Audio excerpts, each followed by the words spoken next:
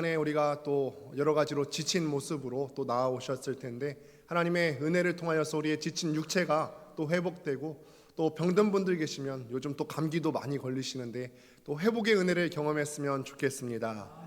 오늘 또 사사기 말씀을 우리가 계속해서 보는데, 잊으면 잃습니다 라는 제목으로 하나님 말씀 증거하도록 하겠습니다.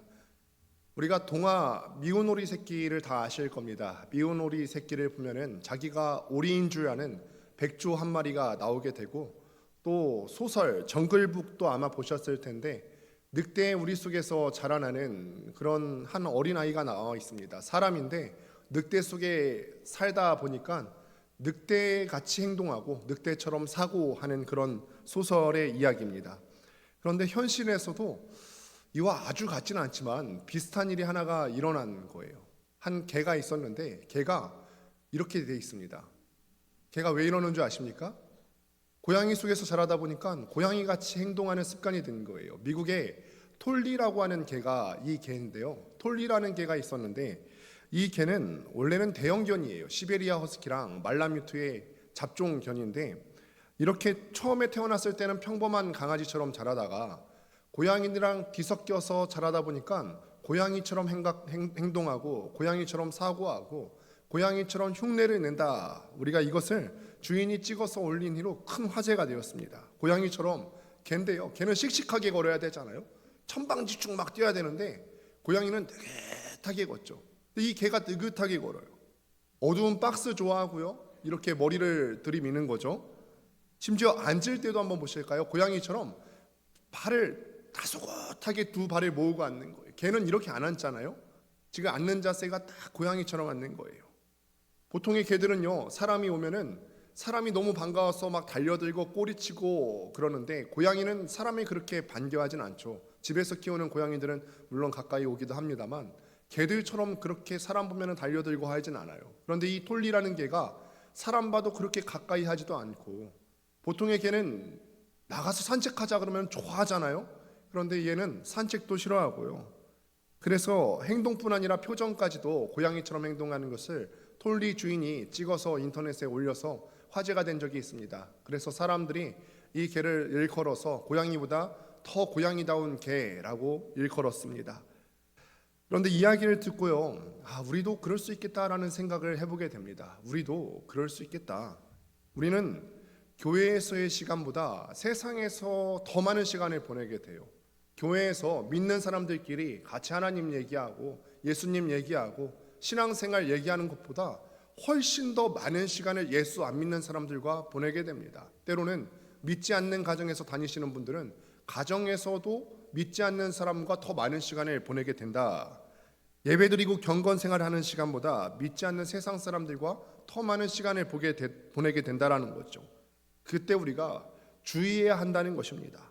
자칫 잘못하면요, 내가 더 많은 시간을 보내는 그 세상 사람들의 영향을 받아서 세상 사람들이 말하는 것처럼 말할 수 있고, 세상 사람들이 행동하는 것처럼 행동할 수 있고, 또 세상 사람들이 생각하는 것처럼 나의 생각이 그렇게 오염될 수 있기 때문에 더 많은 시간을 보내는 세상 사람들과 있을 동안에 더 주의해야 되겠다, 이런 생각을 하게 됩니다. 그럴수록 우리가 해야 될 것은, 우리가 과연 누구인가? 우리가 이미 알고 있지 않습니까? 하나님의 자녀고 하나님의 선택받은 백성이고, 우리는 그렇다면 하나님의 자녀답게 살아야 된다는 거, 이것을 더 우리가 유념해서 기억하셔야 된다는 거예요.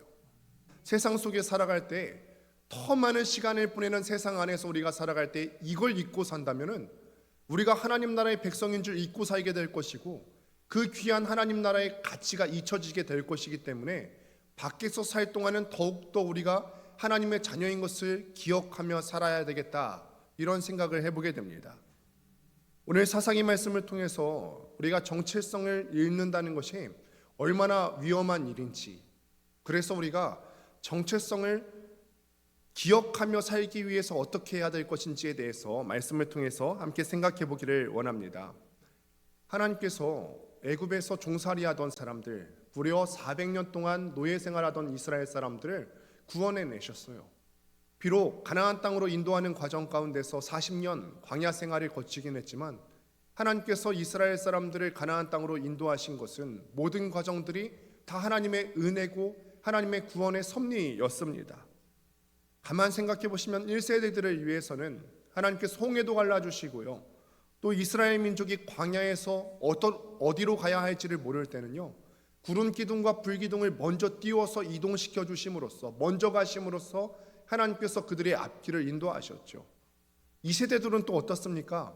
광야에서 살아갈 때 그들이 음식이 떨어지지 않도록 늘 만나를 내려주셨죠. 더군다나 말씀을 통해 보면은 이스라엘 사람들이 광야 생활할 동안에 그들의 의복과 신이 떨어지지 않도록 하나님께서 지켜 보호해 주셨다, 이런 말씀들이 나옵니다. 하나님께서 이스라엘 사람들이 광야에서 방황할 때도요, 그들의 의식주를 다 책임져 주신 거예요. 이런 하나님의 보살핌 속에서 이스라엘 사람들은요, 가나안 땅에 들어가서 그 땅을 차지하게 됩니다. 이게 사사기 이전에 여호수아서까지의 말씀이에요. 그런데 이 땅에 들어가기 전에 하나님께서는 이스라엘 백성에게 이렇게 말씀하세요. 신명기 28장 1절 말씀을 같이 한번 보도록 하겠습니다. 함께 읽습니다. 시작. 내가 내 하나님 여호와의 말씀을 삼가 듣고 내가 오늘 내게 명령하는 그의 모든 명령을 지켜 행하면 내 하나님 여호와께서 너를 세계 모든 민족 위에 뛰어나게 하실 것이라. 아멘. 가나안 땅을 앞에 두고 모세가 그 땅을 바라보면서 이스라엘 사람들에게 고별 설교를 하는 거예요. 그 내용이 이렇죠. 너희가 만일 내 말을 잘 기억하면 너희가 복 받을 거야. 성읍에서도 복 받고 들에서도 복 받고, 너뿐 아니라 네 자녀들도 복 받을 것이고, 심지어 네가 키우는 소들 있잖아, 양들 있잖아, 가축들, 그것들까지 다 복 받을 거야. 네가 들어가도 복 받고 나가도 복 받고 가는 곳마다 다 복을 받을 거야. 설령 너를 해하려고 적군이 쳐들어왔다가도 한 길로 왔다가 7길로 도망갈 거야. 이게 신명기 28장 서두의 이야기예요. 너희에게 복을 주겠다. 하나님께서는 사랑하는 자녀들에게 복 주시기를 원하시는 하나님이신 줄을 믿습니다. 하나님께서는 우리가 복 받기를 원하세요. 신명기 28장 서두는요, 온통 복에 대한 이야기예요. 우리가 요즘 하나님보다 더 복을 우선시하는 바람에 기복주의에 대한 어떤 거부감이 들어서 그렇지, 원래 하나님께서는요, 우리에게 복 주시기를 너무나 원하시는 분이시죠. 그런데 사람들의 시선이 이 말씀을 바라볼 때 어디에 쏠려 있는 줄 아세요? 밑줄 친 부분을 봐야 되거든요. 밑줄 친 부분을 봐야 되는데, 이 밑줄 친 부분보다는 뒤에 뭔가 내가 해야지, 하나님 앞에 순종해야 복을 받는 건데, 순종할 것은 생각지도 않고 뒤에 받을 복만 생각하는데 문제가 있다라는 것이죠. 그냥 주시겠다는 말씀이 아니에요.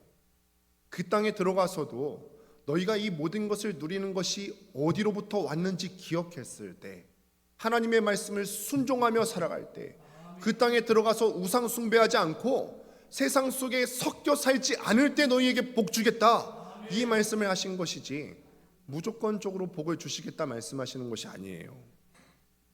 그럼 불순종할 때도 대가가 있다라는 것이죠. 신명기 28장 20절 말씀 같이 한번 또 읽습니다. 시작. 내가 악을 행하여 그를 잊음으로 내 손으로 하는 모든 일에 여호와께서 저주와 혼란과 책망을 내리사 망하며 속히 파멸하게 하실 것이며. 아멘. 28장 20절 이전까지는, 그러니까 19절까지는요 계속 복 주겠다, 말씀에 순종하면 복 주겠다라고 나와 있는데, 20절 이하부터는 말씀에 불순종했을 때 받을 저주에 대해서 나오고 있어요. 네가 만약에 그 땅에 들어가서 내 말을 잊고 내가 너희에게 분부한 대로 살지 않으면 너희에게 이런 일이 생길 거야. 네 몸에 온갖 질병이 생길 거야. 연병 생길 거고 전염병 생길 거고, 그리고 그 땅은 농경 생활을 하기 때문에 비가 꼭 필요할 텐데 비 대신에 티끌과 모래가 네 땅에 가득하게 될 것이다. 적군이 쳐들어왔을 때 적군 앞에서 너는 패해서 네가 7길로 도망가게 될 거야. 내가 너희를 구원하기 위해서 애굽인들을 쳤던 그 재앙들, 그걸 너희를 심판하는 데 사용하게 될 거야. 그런데 너희에게 그런 일이 안 생겼으면 좋겠어. 그래서 미리 너희에게 경고하는 거야. 하나님께서 이 말씀을 주실 때는 그런 마음의 생각을 갖고 이스라엘 사람들에게 말씀을 주시는 거죠. 하나님께서는 이스라엘 민족이 그 땅에 들어가서 하나님 나라의 백성답게 살기 원하셔서 미리 그들에게 말씀하시는 것이지, 그들을 어떻게든 혼을 내게 하기 위해서 이 말씀을 주시는 것이 아니에요. 그런데 이스라엘 사람들이요, 그 땅에 들어가자마자 하나님께서 미리 경고해 주셨던 그 말씀을 잊었어요.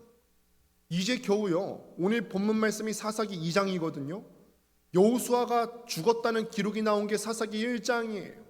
여호수아가 살아있을 때는 그래도 이스라엘 사람들이 하나님 말씀에 순종하고 하나님을 기억하던 세대였는데 채 1장이 지나지 않아서 2장에서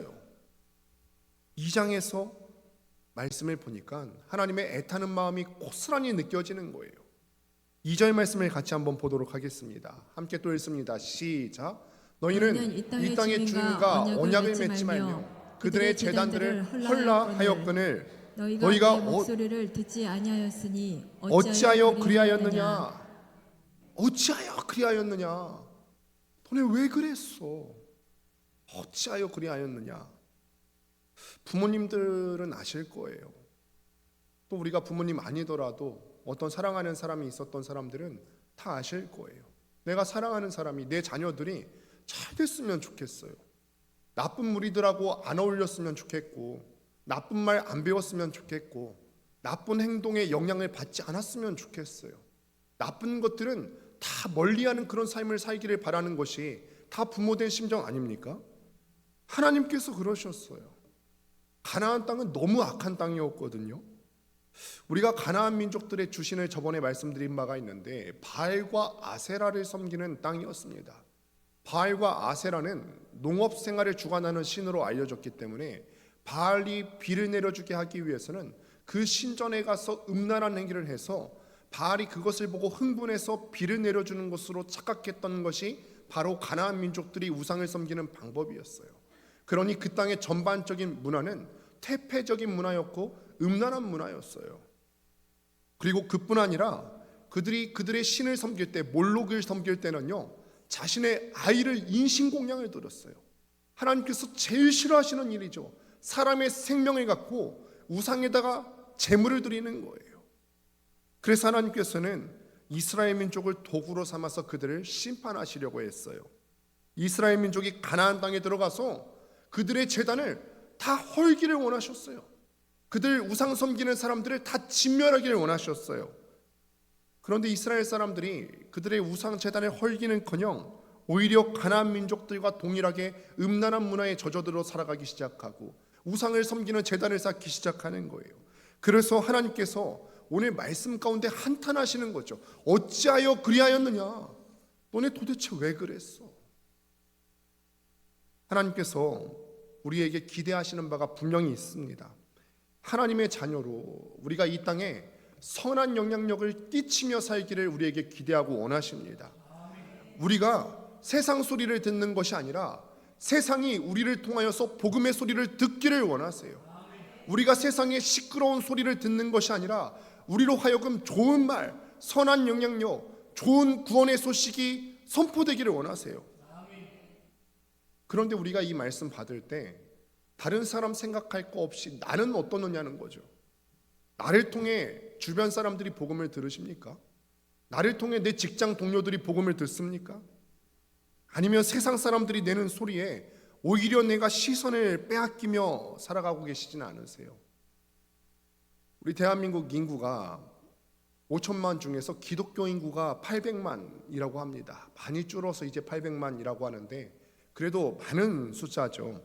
적지 않은 숫자이긴 하지만 대한민국 전체 인구가 5천만 명이라고 한다면은 그래도 믿는 사람보다 믿지 않는 사람의 숫자가 훨씬 많습니다. 우리는 그래서 항상 소수일 수밖에 없어요. 소수이다 보니까 다수의 소리는 우리에게 더 크게 돌려올 겁니다. 그러니 우리가 이 세상에 유혹하는 소리로부터 살아남기 위해서는 우리가 정신을 바짝 차려야 되는 거예요. 안 그래도 우리는 소수예요. 800만이라고 하는 큰 숫자는 다 같이 모이면 그렇게 되지만 5천만이라고 하는 전체 숫자에 비하면 우리는 소수고 우리의 소리는 작습니다. 그래서 우리는 정신을 바짝 차리셔야 되는 거예요. 특히 미디어 노출이 굉장히 심각한 문제죠. 요즘 초등학생들 스마트폰 사용을 보면은 너무나 처참합니다. 참 무분별하다 이런 생각이 들어요. 교회가 학교 앞에 있다 보니까 등하교하는 우리 소망초등학교 학생들 많이 보거든요. 제가 지지난주인가 어떤 학생들 우리 둘째를 맞이하려고 이렇게 가 있는데요. 어떤 애가요 핸드폰 게임하면서 나오는데 지 앞에 장애물이 있는지도 모르고 그냥 막 와요.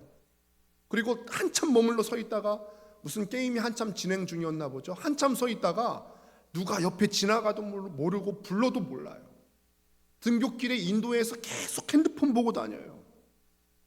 친구들하고 얘기하면서 등하교하는 시대는 지났어요. 끝났어요. 여러분, 그런데 우리가 핸드폰 지워주고 말지 이런 생각을 하시잖아요. 그런데 우리가 이 아이들이 몸담고 있는 세상을 보셔야 돼요. 얘네가 지금 어떤 세상에 있는 줄 아세요? 제가 잠깐 그 세상이 어떤 세상인지, 이게 연령 제한도 없는 광고입니다. 같이 한번 광고 영상 한번 보도록 하겠습니다. 네, 입에 담기도 민망할 정도로 도를 넘은 모바일 게임 광고들이 논란이 되고 있습니다. 선정적이고 폭력적인 광고로 유저를 끌어들이는 건데 어떤 사전 심의도 없이 아이들에게 그대로 노출되고 있습니다. 박수주 기자입니다. 가난하다는 이유로 프로포즈를 거절당한 남성이 총을 들고 은행을 털어 부자가 되자 여성이 결혼해달라고 매달립니다. 유튜브나 SNS상에서 초등학생도 쉽게 볼 수 있는 모바일 게임 광고입니다. 지난 4월 한 중국 업체는 돈벌이 수단으로 여성의 몸을 팔게 하는 내용 등으로 12세 이용가 게임 광고를 하다 거센 비난을 받았습니다. 뒤늦게 해당 광고는 삭제됐지만 인터넷상에서는 여전히 이처럼 자극적인 광고를 쉽게 찾아볼 수 있습니다. 현행법상 게임물에 대한 심의는 있지만 광고에 대한 사전 심의는... 네, 여기까지 보시겠습니다. 이게 만 12세 게임 광고인데요. 12세 이상만 볼 수 있는 건 아니고 우리 아이들도 다 볼 수 있어요. 이거는 그냥 다 나오는 광고예요. 알게 모르게 우리 아이들이요, 이런 세상 문화에 노출되어 살아간다는 거예요. 아, 이게 프로포즈 하려면 돈이 많아야 되겠고 돈 많기 위해서는 은행 강도도 해도 되는구나, 이런 생각이 알게 모르게 들 수 있다는 거죠. 몸을 판다라는 게 쉽게 나올 수 있는 말이 아니잖아요. 그런데 광고 보면 쉽게 나오는 거예요. 이게 아이뿐 그럴까? 어른들도 얼마나 우리가 세상에 물들어 살아갑니까? 여러분, 우리가 정말 세상 소리보다 하나님 소리를 더 사모하며 살아가십니까? 우리가 정말 세상보다 하나님을 더 사랑한다고 자신 있게 말하실 수 있으시겠어요? 타협하지 않고 살아가고 계신다고 자신하세요? 우리가 알게 모르게 우리의 거룩한 빛을 잃으며 살아가고 있다는 거예요. 회복이 필요한 때이고 다시 한번 우리가 첫사랑으로 돌아가야 할 때인 줄로 믿습니다. 우리가 어떻게 회복할 수 있을까요? 이스라엘이 처음부터 그들의 거룩함을 잃어버린 것이 아닙니다. 여호수아가 사는 날 동안에, 그리고 그들의 장로들이 생존해 있을 동안에는 이스라엘 사람들이 여호와를 잘 섬겼습니다. 신앙을 잘 유지했어요. 하나님께서 그들을 위해서 하신 일을 기억하면서 하나님을 온전히 섬겼대요. 7절 말씀을 보니까 이렇게 기록하죠. 백성이 여호수아가 사는 날 동안에 여호수아 뒤에 생존한 장로들 곧 여호와께서 이스라엘을 위하여 행하신 모든 큰 일을 본 자들이 사는 날 동안에 여호와를 섬겼더라. 아멘. 이때의 백성들은 아직 하나님이 어떤 분이신지, 어떤 일을 하셨는지를 기억하는 세대입니다. 출애굽한 광야 1세대는 아니지만 그들이 1세대의 자녀 세대, 그러니까 2세대로서 부모님으로부터 하나님이 구원을 위해 어떤 일을 하셨는지 들었어요. 하나님이 너희를 위해서 홍해를 갈라주시고 성막 가운데 구름 기둥과 불 기둥으로 너희를 인도해 주셨고 외적들을 물리쳐 주신 일들을 다 들었던 세대입니다. 그리고 이 세대의 본인도 하나님의 구원을 경험했죠. 광야에서 살아가면서 의식주를 책임져 주셨던 그 하나님의 은혜를 몸소 경험했던 그런 세대예요. 이 사람들이요, 어찌 그 은혜를 잊을 수 있겠습니까? 자신들이 만났던 그 하나님을, 직접 그 경험했던 그 하나님을 어떻게 잊을 수 있겠어요? 뉴욕에 한때 세계에서 가장 높은 빌딩이라고 일컬어졌던 그 빌딩 하나 있죠. 엠파이어 스테이트 빌딩이라고. 그 빌딩이 몇 층인 줄 아세요? 102층입니다. 102층. 이게 102층이라는 게 숫자에 어떤 의미가 있는데 자신들에게 개척 정신과 감사의 정신을 심어준 102명의 선조들을 기리기 위해서 엠파이어 스테이트 빌딩을 102층으로 지었어요.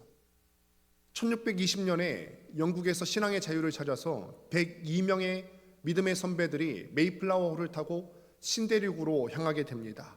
그 청교도들은 그 해 이주에 오자마자 굶주림과 질병 그리고 인디언의 습격을 받아서 많은 수가 죽고 44명만 살아남게 되었어요. 지속되는 흉년에도 이 사람들이 낙심하지 않고 버티고 있다가 마침내 3년째 되던 날 풍년이 찾아왔습니다. 그런데 추수를 얼마 앞두고요, 벌레가 새까맣게 덮는 거예요. 그래서 그들이 추수해놓고 모아놓았던 곡식을 야금야금 다 먹어치우기 시작했어요. 아무리 벌레를 잡아도 소용이 없으니까 그들은 한자리에 모여 앉아서 손잡고 울면서 기도합니다. 그러면서 밤새 회개했어요. 하나님, 우리가 신앙의 자유를 찾아서 이곳에 이주해 왔지만 하나님께서 우리를 위해서 베푸신 구원의 은혜를 기억하지 않고 살았던 우리를 용서해 주세요.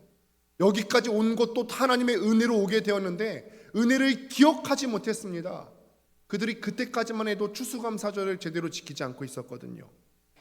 다음날 아침에 놀라운 기적이 일어났어요. 참새떼가 이번에는 하늘을 새까맣게 덮어서 그 수많은 벌레들을 다 잡아먹기 시작하더라는 거예요. 그래서 그들은 이것을 보면서 하나님 앞에 감사의 찬송을 합니다. 우리가 하나님의 은혜를 기억합니다. 그때부터 그들이 하나님께 드리는 그 은혜가, 감사가 부족했다라는 것을 깨닫고 추수감사절을 더 감사하게 의미 있게 보내기 시작했더라는 간증입니다. 우리가 회복할 수 있는 길은 어디에 있냐면 하나님께서 우리를 구해주시고 우리에게 베풀어 주셨던 그 만남과 은혜를 기억하는 데서부터 우리의 회복이 시작되는 거예요. 여기 계신 한 분 한 분이 다 그렇게 하나님을 만나신 경험이 있지 않으십니까?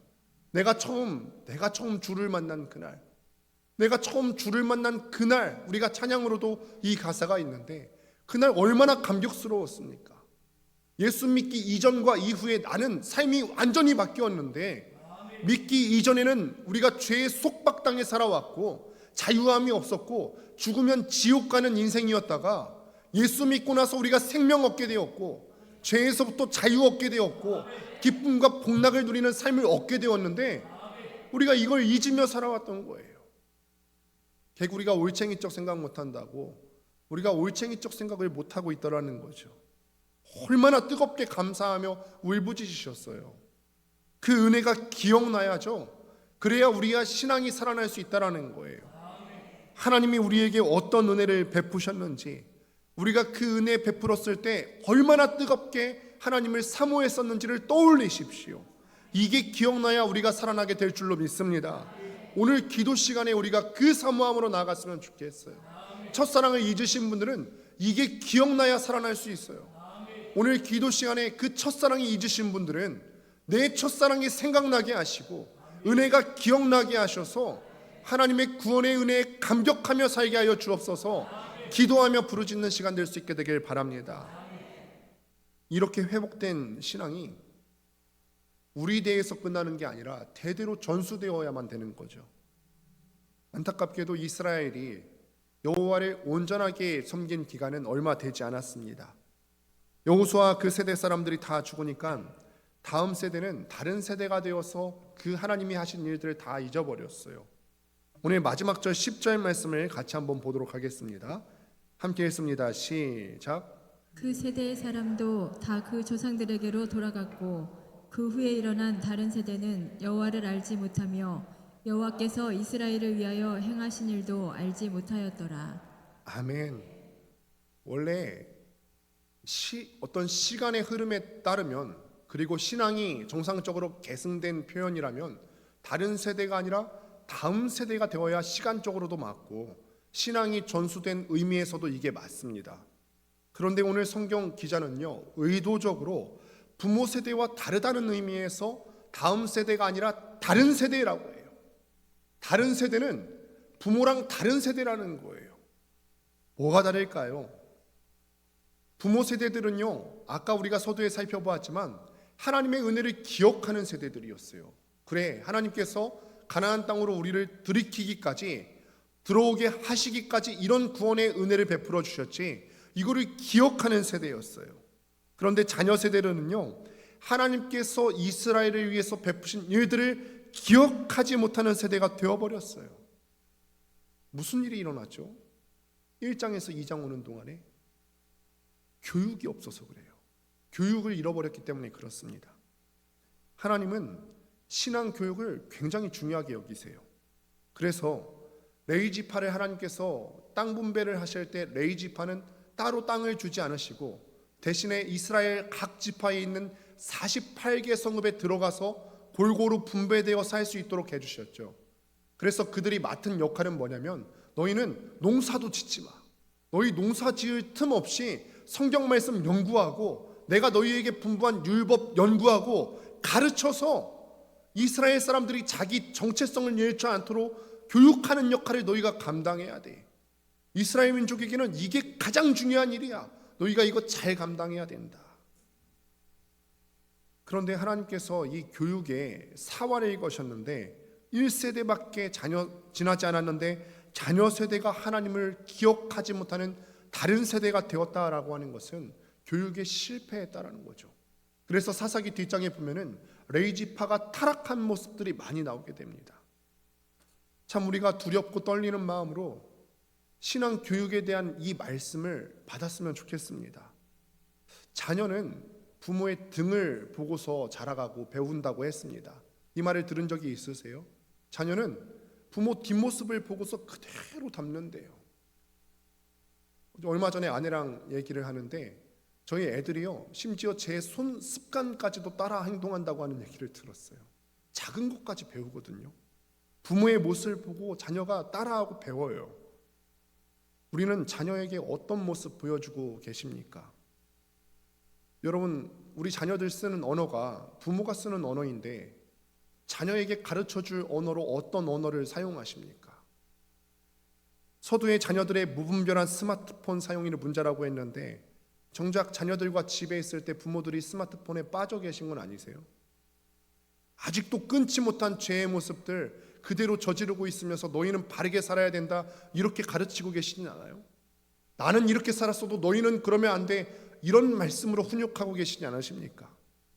내 모습 보고 자녀들이 하나님 계신 거 알 수 있으시겠어요?